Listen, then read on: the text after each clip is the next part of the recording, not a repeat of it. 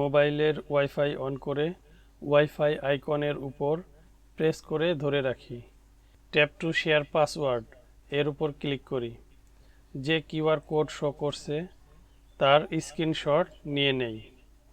আপনাদের যার ফোনে যেভাবে স্ক্রিনশট নেওয়া যায় সেভাবে নিয়ে নিন।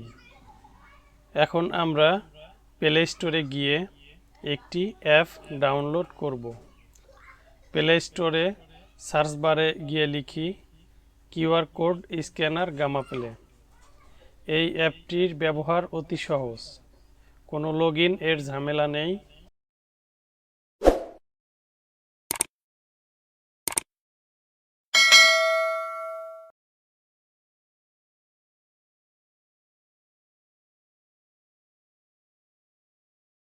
ইনস্টলে ক্লিক করি।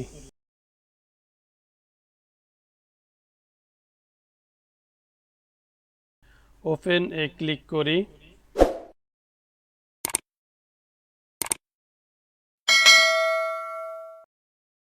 ওপেন এ ক্লিক করি।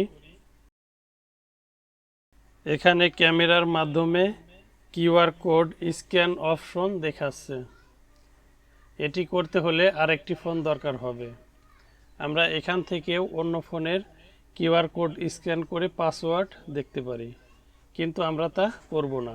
থ্রি লাইন এ ক্লিক করি। এখান থেকে স্ক্যান ইমেজ এ ক্লিক করি।